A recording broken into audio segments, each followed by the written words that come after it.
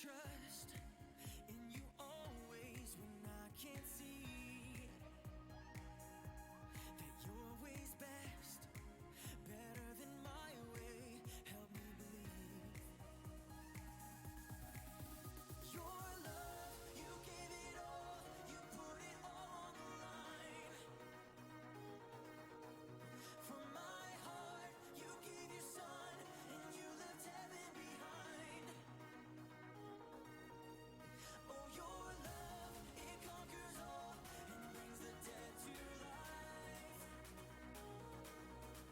For you, God, I'll give it all, I'll put it all on the line. I will follow you for all my life.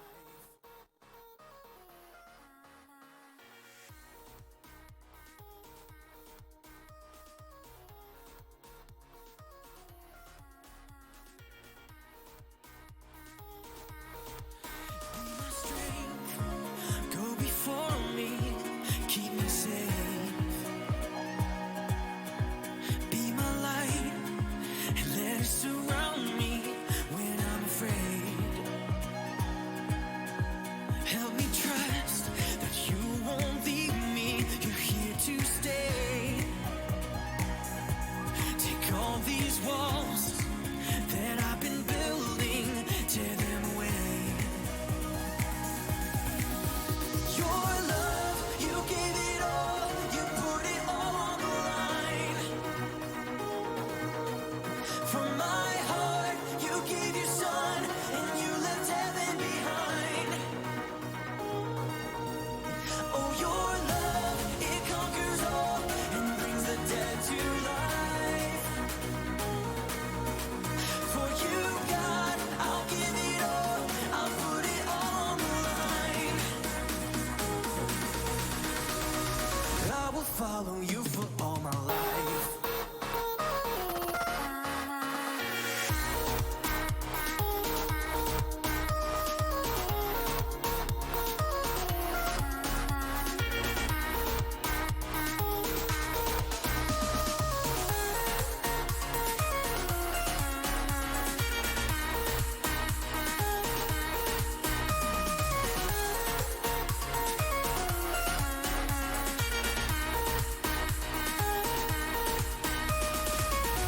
Right here, right now, I'm choosing you to follow.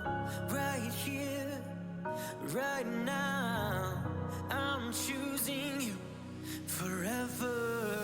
Right here, right now, I'm choosing you to follow. Right here, right now, I'm choosing you forever. Whoa. Forever.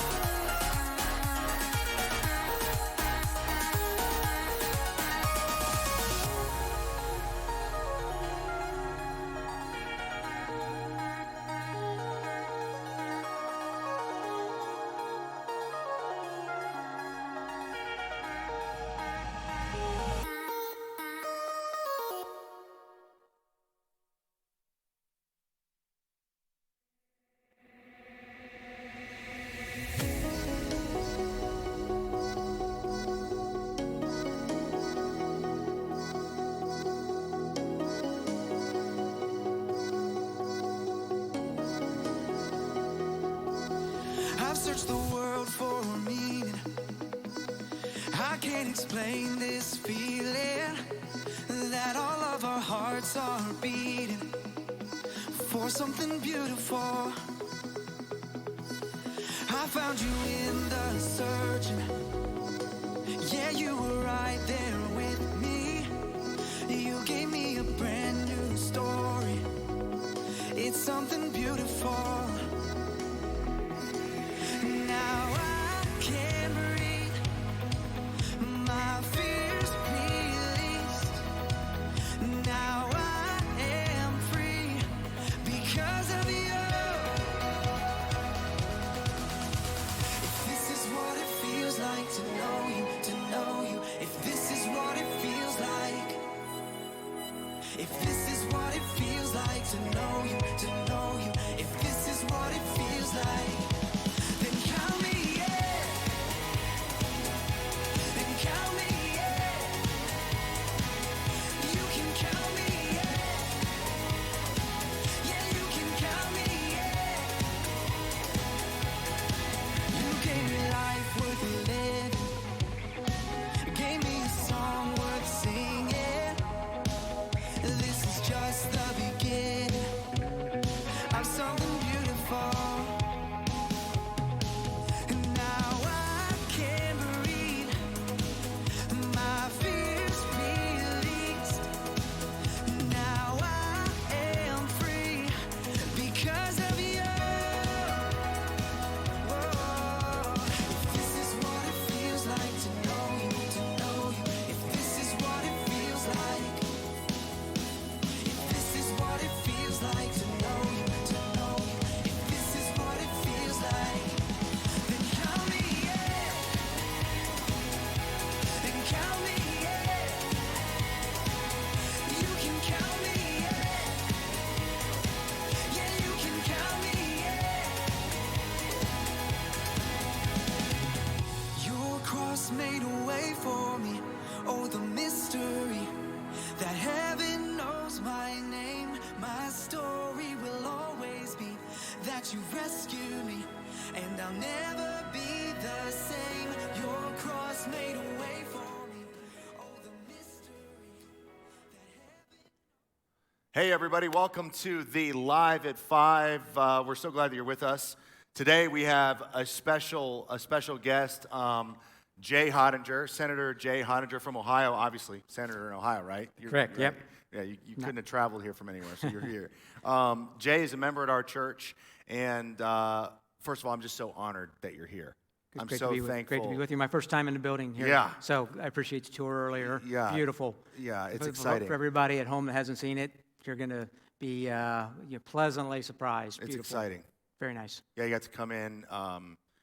We're here. We got 6 people in here. We're trying to stay far from each other as the best we can. Do that. Like Yeah, say hi. It really is an honor to have you here. Jay and I have been texting over the past couple weeks. He was on a podcast that I did where he kind of shared what he does and shares a little bit about his heart and his passion. And so we've been texting back and forth because Jay has so much insight into what's going on in our state, what's going on with the pandemic, because he's on the front lines. And so he's been so gracious to text me back. He's called me at 9 o'clock at night to tell me what his conversations have been with the governor and the lieutenant governor and all of his insights. And I just thought this would be great for people to know, first of all, that you're a member at our church, at 514 Church. This is your home, and I want people to know you. And I felt so connected, and I felt a sense of peace and safety with the information that you've shared with me as I've kind of bounced questions off of you. And I just think that that's what people need. They need to hear from someone who's really on the front lines what's going on. I know that, man, on social media, I don't know, right? Social media I'm on social media a lot, but social media is not the premier place to be gathering information. To gather, on this. right? Yeah. It causes a hysteria in me. I'm just like But you are on Twitter. And everyone, you should follow Jay Hottinger on Twitter, because every day, one of the things I love is you do your Jay's Jots. Right. And it's just encouraging quotes, ideas every single day. One of my favorite parts I of the try. I morning. try to start the day off positive, Joe. I don't always end that way, Yeah. but I try to start the You day start off higher, with, though, with and a you- positive yeah. note of encouragement. Yeah. So Jay, I want you to take a minute and share with everybody who's watching. Not everybody's watching right now, but people will watch this throughout the week. So you're going to have maybe 1,000 people who go to our church or are associated with what we do, and I want them to know a little bit about you, how you got into this role, and really why. Sure. Because you've shared that with me, what your heart is for being a public servant, and then we'll get into some of the stuff that's going on. So. Great. Well, Joe, I live in Newark with my wife, Sherry. We have 3 daughters. All 3 of those, my wife and 3 daughters, all worship here at 514 as well. We started coming here as a result of my daughters. We were at a church in Heath, outside of Newark. And so when I was 21 years old, Joe, I ran for office for the first time because I just wanted to make a difference. And that's why I think most people, whether you're a conservative or liberal, Republican or Democrat, you run for office because you want to make a difference. And so I was 21 years old, grew up on the east side of Newark. East side of Newark is kind of like a microcosm of the east side of Columbus, a higher concentration of, lower wealth, more societal problems. And so that was the neighborhood that I was born and raised into. And so when I was a senior at Capital University, I started seeing all these things that were happening in my hometown and my particular neighborhood that I grew up. And so they built a jail, put it in my neighborhood. Impound lot went in my neighborhood. The sewage treatment plant went into my neighborhood. Basically anything the rest of the community didn't want, they said, well, put it in the east end of Newark. And so when I was a senior, they decided to put a second jail facility. It could go anywhere in Licking County. Licking County is the second largest geographical county in the state of Ohio. It could go anywhere in the county. They looked at 13 locations. 9 of those 13 spots they looked at were in the east end of Newark, and that's where it ended up going. So I'm a senior in college. I'm like, this is ridiculous. We need to have better representation than this. And so ran for office. What I didn't know at that time was that I was running as a Republican in a 70% Democratic ward, and also be running against the incumbent, who was the county's Democratic Man of the Year. And in 200 years, only 2 Republicans had ever won, and they were both one-termers. And so against that backdrop of odds, I ran for office, and lo and behold, I won. At 21, became the youngest person on Newark City Council. And the old adage, one person can make a difference, and that's why I ran for office, because I wanted to make a difference to help people. And I found that you could do that. You could use elected office and some of the things that come with that to be able to increase your impactfulness. And so ran for re-election 2 years later, got 66% of the vote in a 70% Democratic ward. And the next day I got a phone call from, at the time, the minority leader in the Ohio House, Joanne Davison, asked me if I'd run for state representative. And this is the part of the story a lot of people don't really believe, but I didn't jump at that right away, because I didn't get involved in politics because I wanted to go here and here and here and here. I wasn't planning on making a career out of this. I wanted to be an administrator of a Christian retirement facility like Worthington Christian Village in Worthington. And so that's what I thought I was going to be doing with, my service. Always knew I wanted to serve people, and I thought I was going to be doing that. But once I got elected and saw how I was able to use those positions to impact good in my community and for families and for people that I care about, that was my desire to stay. And so I've now been for 26 years now in the legislature, in either the House or the Senate. And I stay because I have a deep compassion for helping meet people's I care deeply about their spiritual needs, but meeting their physical needs. And you and I have talked about this before. I believe that it's really hard to meet someone's spiritual needs if you're not first helping meet their physical needs. And so I grew up in an at-risk home. My wife grew up in an at-risk home. And I was gonna point to that, because that's a special part of your story, to the why. Yeah. Why you wanted to make a difference, because you came from an at-risk home. What does that mean? Yeah, so my mom's dad left when she was 9 years old. She got her first toothbrush when she was 13, got pregnant when she was 16, was a grandmother at the age of 32 to one of my sister, who was that first child when my mom was 16, and we grew up in a challenging neighborhood that had, different levels of dysfunctionalism, within my family. And one of the things that I always knew from a very, very early age, I mean, from the time I was probably like 10 or 11, is that I wanted to help people. I wanted to help.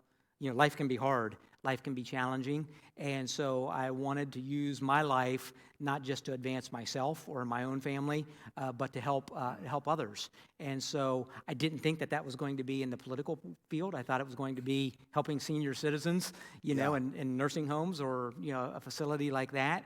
But when I ran and got elected and found what I was able to do with those positions is why I've decided to stay. And so because I grew up in an at-risk family and my wife grew up in an at-risk family, those are issues that we feel really strongly and passionately about. And so I do a lot, with, foster care, and do a lot with, boys and girls clubs and big brothers, big sisters, and some of the poverty issues that surround, people of low income means. And so, my heart and my passion is people, but the really soft spot for me is children and at-risk youth, because that's where I came from. Yeah. And so when I see young kids that, are having difficulties, I go back, 35, 40 years, and that was me. And so they have a special place in my heart, and so that's what I've dedicated my public service to, is trying to help those areas. It's so refreshing to hear you talk about why you're doing what you're doing and the position that you have in the community. It reminds me of, like, growing up having teachers that you knew were grumpy and they didn't like to teach. They're just waiting to get their 35 years of teaching done, and you're like, why are you teaching if you hate kids? Like, it's so nice. I think there is a perception that, if you're in the political arena, that it's kind of mixed and grimy and, with bad motives and all about wanting to prop yourself up. It's refreshing to hear where you're coming from. Joel, look, and I feel strongly about this. And so I would say easily 90% of the people who run for office are doing it with the right motive. Yeah. They want to help people. Right. They want to serve people. Yeah. And so we may have different means of how we ways we want to accomplish it. Right. Some of my friends that we agree nothing politically. We're on total opposite ends of the political spectrum. You can be friends with people that are on the opposite end of the political. I don't even understand. So how? We can do that in the state legislature. So it seems like they're not able to quite do that quite as well as quite as easily in Congress or in Washington D.C. these days. But 95% of the things that we pass in the Ohio General Assembly are done in a bipartisan fashion. Right. Okay, and so we all are there, for the most part, all of us are there for the right reasons, because we want to serve, we want to help, we want to serve our communities, and we want to make things a little bit better than what they are today. So let's switch gears. It's amazing to hear why you're doing what you're doing. I'm so glad you're part of our church. Ever since they shut things down over a month ago now, your job, your daily, routine has changed dramatically. Share with everybody a little bit about what you're dealing with on the front lines of this pandemic and the state shutdown. So the interesting thing about my job is that no 2 days are ever the same. So, one day you could be having a meeting in Washington, D.C., in the White House, meeting with the president, and the next day you can be reading to, a group of kindergartners at an elementary school. Yeah. So the diversity of my job is one of the things that I love. But all of this really happened so really quickly, how fast it hit. And, so it was, the middle of March, and I won't forget, this really all started when the governor, along with Arnold Schwarzenegger, who was directly involved with this as well, and Mayor Ginther, mayor of Columbus, decided that they were going to cancel, for the most part. There were some limited parts, but they were going to cancel the Arnold. And so that was like radical, kind of like cold water thrown in your face of wow, because the economic impact of just that, just for the state of Ohio, is like $55 million. By canceling that, it's $55 million that the state of Ohio now is not receiving. And so that was kind of the very first foray into this coronavirus. then what was it, March 15th, March 17th, somewhere around there, that the governor started doing his daily briefings, and then we had the first stay-at-home order, and then it was extended, and then the kids didn't go back go back to school. And just today, the governor announced that that the right decision, that they're not going to be going back into a physical classroom. There's still school, there's still education. It's just not in a physical building. I'm teacher Joel now at home. Yeah. So a lot of my meetings now, Joel, are done. So we've had, since that's happened, we've had one session day where we all came in together. And we have all these social distancing and, no more gatherings of, 10 people or more. Well, there's 99 members of the House. There's 33 members, of the Senate. And so we were trying to figure out how do we orchestrate and navigate and do all this. So we came in and we passed basically the equivalent of like 27 emergency bills all into one, addressing emergency things that we had to do responding to the coronavirus. And there's just a million things that you wouldn't think of, but when you shut down, when businesses are halting and shutting down, when schools are halting and shutting down, there's just all these things that are in laws. Like, well, what about the end-of-course testing? Well, we had to suspend the end-of-course testing.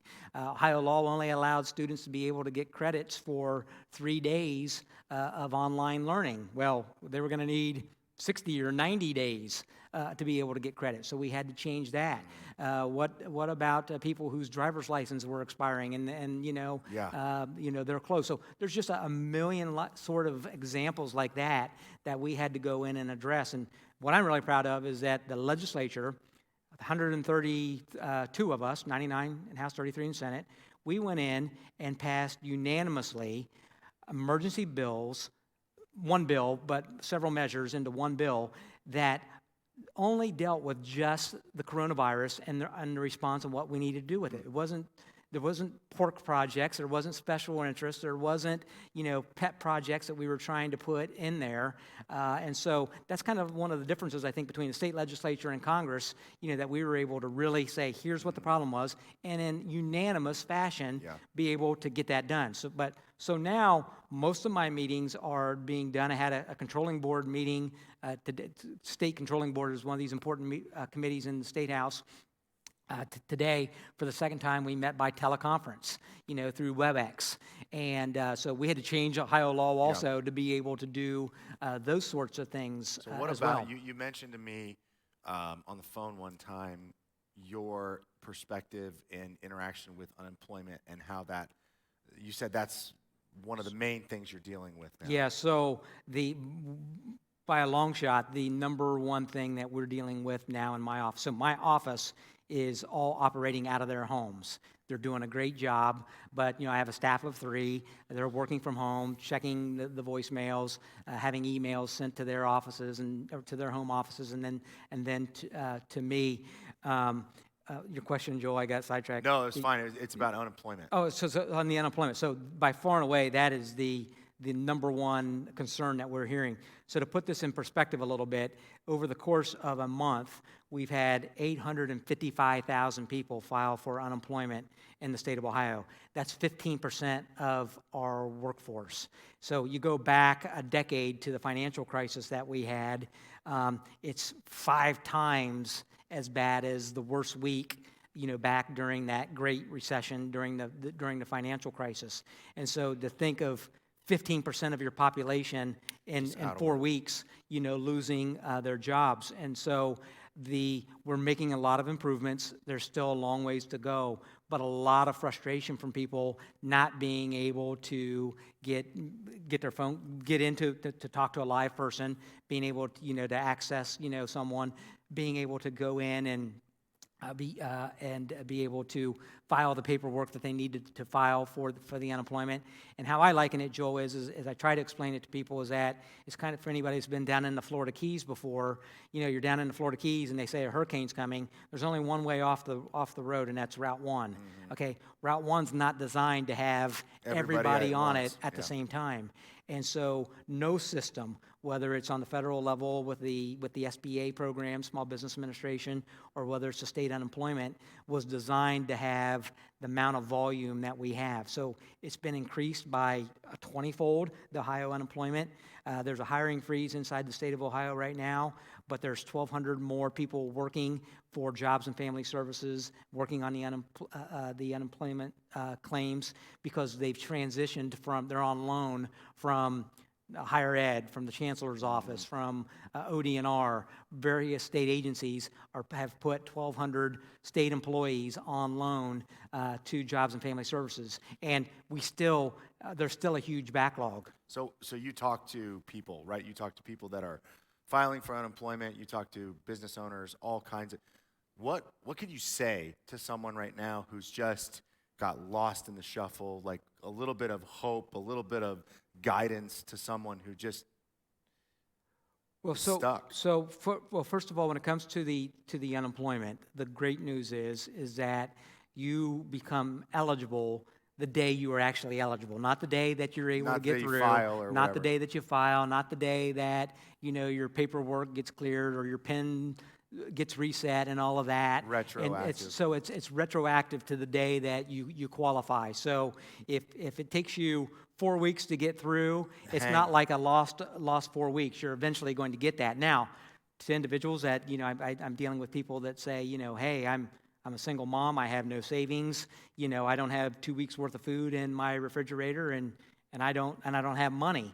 And so to those individuals, you have to refer them to the various agencies. The great thing is that when there's a crisis, people step up. They do. This yeah. church steps up. Right. Community steps up, humanity steps up, Yeah. And so there are a lot of help that are out there. Now, it may not be, proud people don't like to go, to a food bank, but there are a lot of people who are stepping up and helping their neighbors.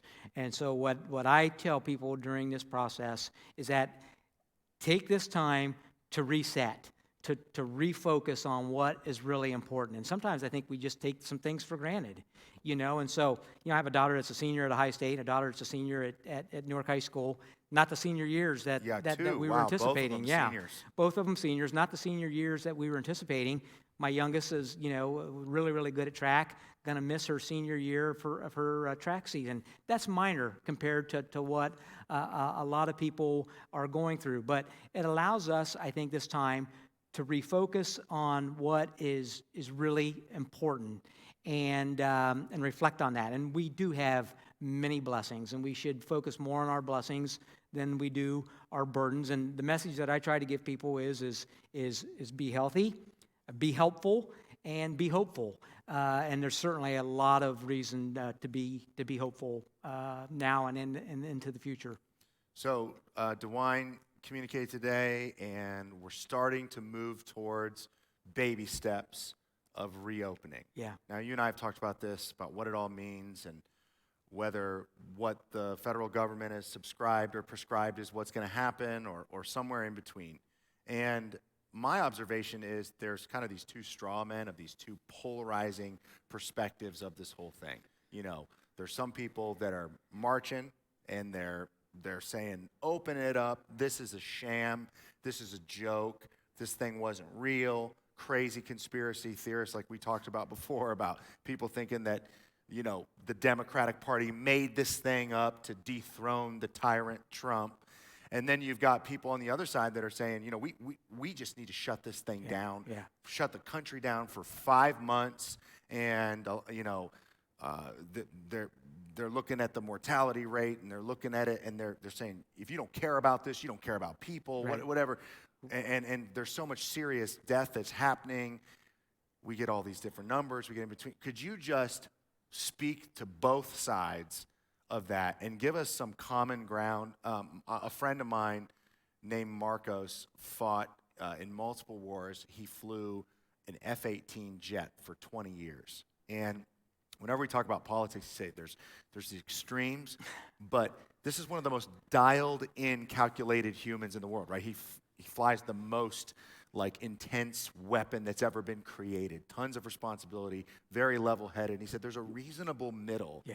If you can just calm down hear the facts and kind of understand the reality. And I think that that's what I want people to hear from you. And Joel, if you want to see both sets of those individuals in the exact same forum, just visit my Facebook page on one of my posts. Right. And you're going to see the full The gamut. polarization, Yeah, yeah. and that polarization. And, one of the things that, this might sound strange for someone who runs for partisan elected office, but, your most ardent, most strident partisan individuals can sometimes be extreme. Yeah. And so, you have extremism on the right, you have extremism on the left. I was at the State House on Saturday. There was a honking parade going around, and I went out, and there was a group of protesters out there, 300 or 400 protesters out there, most of them from what I would describe as the far right.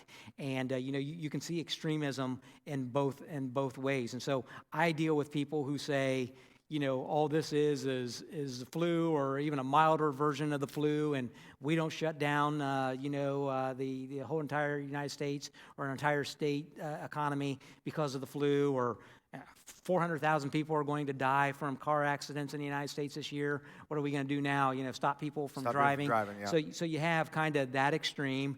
Then you have on the other side of individuals who are like, wow, this is going to be here well into 2021. None of us should leave our house till 2021 and not see anybody.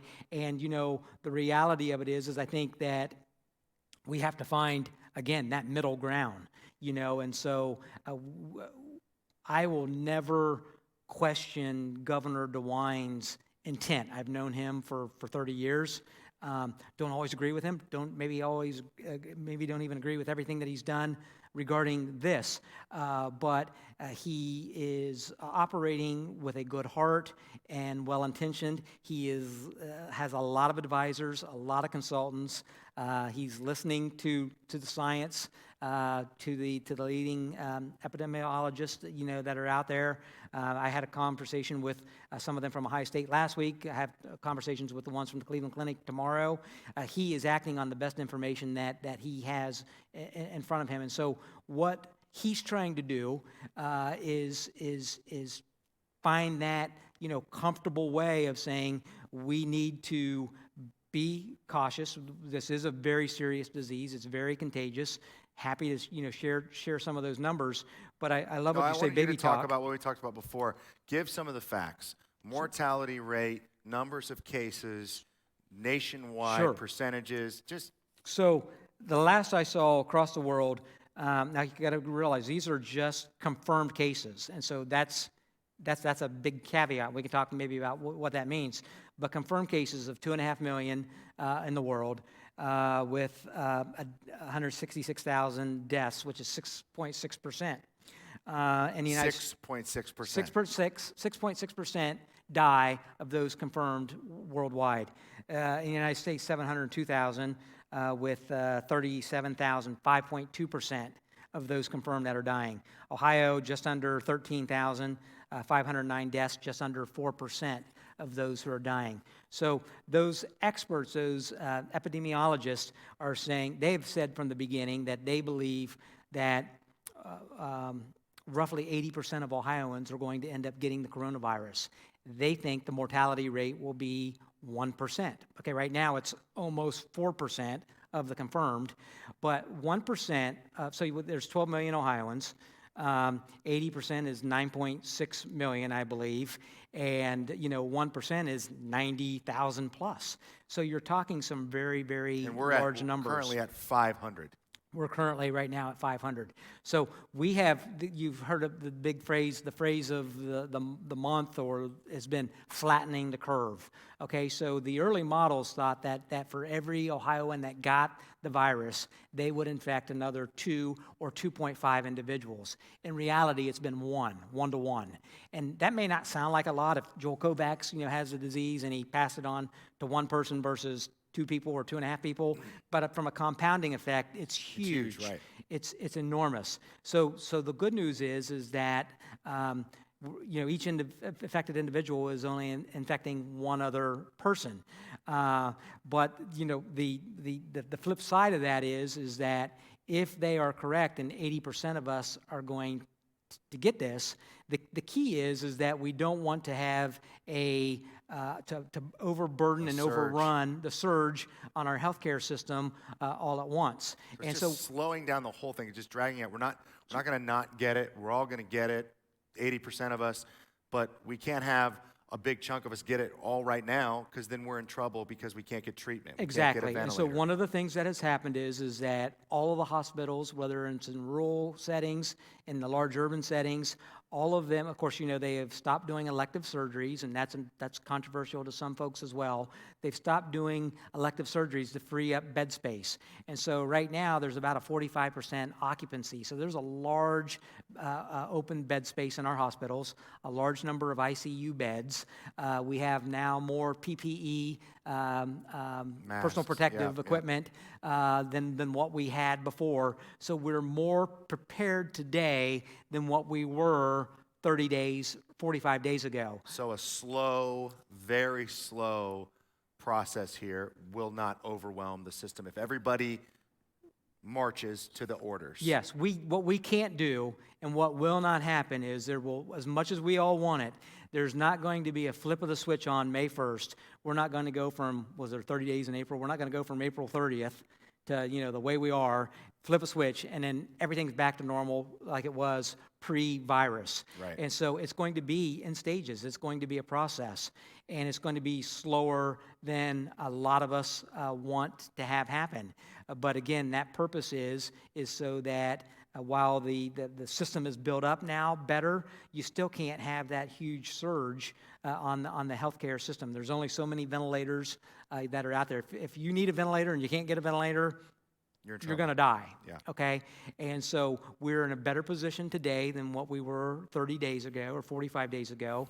And the good news is we're starting to take some baby steps. But, candidly, Joel, some of the entities are a lot harder to open up than others. And, some of the hardest, some of the most challenging are going to be like bars and restaurants. Those pose some of the bigger challenges in terms of how do you open them up. And this is me talking, this is me guessing, me speculating, but it's not inconceivable that when a restaurant opens, when you go into Texas Roadhouse, instead of there being 60 tables, there's 20 tables. 20 tables, yeah. They'll only seat maybe a table of 4, not a party of 10. Your waiter or waitress might have a mask on. It's not inconceivable that you might have to have your temperature taken before you're admitted into the restaurant. So life is normal. It's going to be a while before we get there. And so, the reason why this is different than the flu, for a lot of different reasons, but it's a lot more contagious. It's a lot more deadly, a lot higher percentage of people who are dying, and there's no vaccination. There's no shot. There's no medicine that you can take. There's no cure for this. And so a vaccination is at least 12 months off, and it's being fast-tracked. Yeah. But it's 12 months off. But until we have that, Joel, the social distancing is going to be with us probably well into 2021. A version of it. I'm not saying businesses shut down and no more church but in terms of practicing social distancing, so because we don't have a vaccination, what we have at our disposal is social distancing and some of these personal behavioral things that we have. Whether it's whether it's your mask. I got my mask in my pocket. So whether it's a mask, whether it's no longer shaking hands, whether it's limiting your exposure. But the world that we knew it pre-coronavirus, it's going to be quite a ways before we get back to that. It might be a year. It might be next March before it maybe feels like everything is back to the way I think it was. I think we're not going to feel like we're back until we have a vaccination. And so until we have that, I think we're going to see a lot of these practices that are in place today and that we've learned in the last 60 days or so. There's still going to be a carryover effect of that, well into 2021. My thought has been, the experts, both at the federal level, state level, have driven this stay-at-home order. And I know Ohio's been really ahead of the curve. But if the experts have driven that, and now they're driving this very specific process that's slow to open up. Stay with that. The same people are helping us through the whole thing. To me, isn't that a reasonable way to think about it? Let's do what they ask. Let's not go extreme. Yeah. You know, if you want to stay home all day, or you think we should, if they say you can take steps towards moving moving out of your house, then move that way. Do what they say. We have to trust these people. I mean, what else can we do? Yes. So Joel, to be candid, I think if you were allowed the epidemiologist to be able to solely If they drove it just entirely, we'd be at home I for think months. that nobody's doing anything for like the next 6 months. Okay, so you have that versus the fact that you have 800,000 plus Ohioans that are unemployed. That's been replicated across the entire country. The huge impact that it's having, economically and to families, and so. The elected officials, whether it's the president or the governors, are trying, I think, again, to try to find that balance. Balance is the key word, and certainly those medical experts, like I said, the governor talks to them daily. I talk to them, weekly, and so they're certainly weighing in on this, but they're heavily influencing the fact that we're not going to just say, okay, it's May 1st, we're not everybody go opening back up. We're not going to just all go back to what we were doing, 60 days ago, and life's back to normal. It's a lot. It's a lot to take on. This is a lot to wrap your mind around. As a pastor and leader, we've people that want this place to open up. I mean, of all situations, ours is that unique. We just opened up this beautiful building, and here we are. We can't meet. Hopefully, we can meet it to some level in the next 2 months to some degree.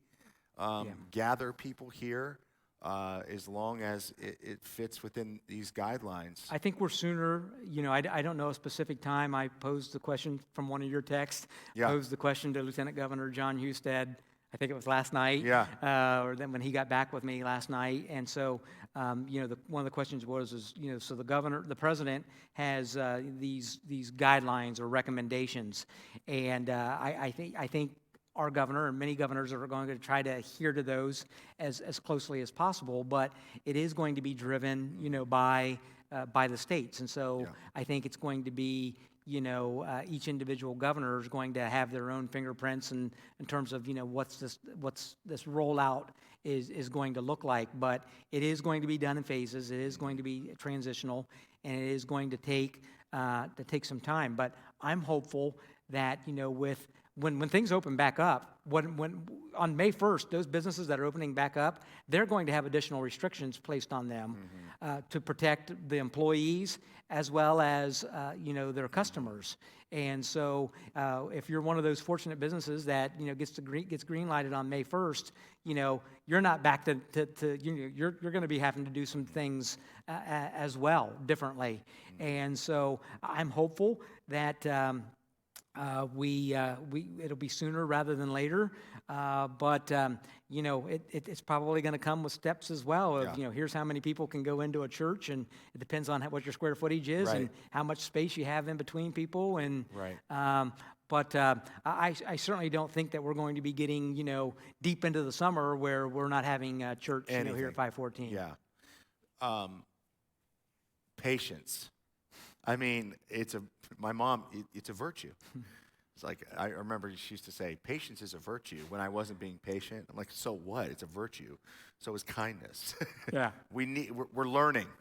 We're learning patience. It's hard. It's hard to just. One of the 9 fruits of the Holy Right, Spirit. yes, That's probably the It's most one of difficult. these very important aspects that, at the very least, we're getting that shaped into all of our lives. We can't control this. We have to learn to be patient.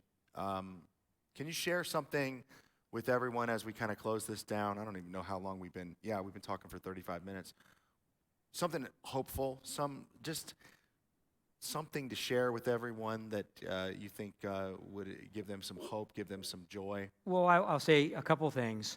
Whether it's the President of the United States, our governor or any of the other governors, no one wants what we have today. No one benefits from the system that we have today. People recognize, the governor recognizes, I've had numerous personal conversations with him. He recognizes the pain, the suffering, the difficulty that families, individuals are going through. You're talking about people that don't have jobs and aren't. Yeah, that. so the governor is not happy about today saying that kids aren't going back into a school. Okay, because why? Because those kids that come from the most disadvantaged homes that are already behind in school fall further behind. Okay, so Joel, you said you've been Mr. Mom, and Mr. Teacher, teaching. Some kids don't have that at home. Right. Okay, and so there's no joy in any of this situation. So the good news is and that obviously on the all of us, mortality side, I mean it's devastating. All of us want a return to normalcy as soon as we can. A lot of people are working to do that. You might question, those in authority and question whether or not they're making the right decisions. I hope you trust me when I say that they are doing what they believe based on the information that they have. They have the governor, the lieutenant governor, they have great hearts. Yeah. Okay? And so they are doing what they believe is in the best interest of Ohioans. And so hope is one of my favorite words. Love is great and faith is great, but hope is one of those great words. And there are a tremendous amount of things to be hopeful for. And, most of us don't have the ability to change what is happening today, okay? And so those are in the hands of other individuals. And so you have to learn to deal with what we have, and so take that time, to get closer to God, to do those things that you have always wanted to do, spend more time with family, and realize that God is in control. And so God is in control, and I think this is a time, we can end it the same way I kind of said when we started off, is that this is a time for us to hit the reset button, to just pause and to reflect on what is truly important and to prioritize that. And so there is light at the end of the tunnel, and it's not a train that's coming at us. There's light at the end of the tunnel, but this is a serious disease.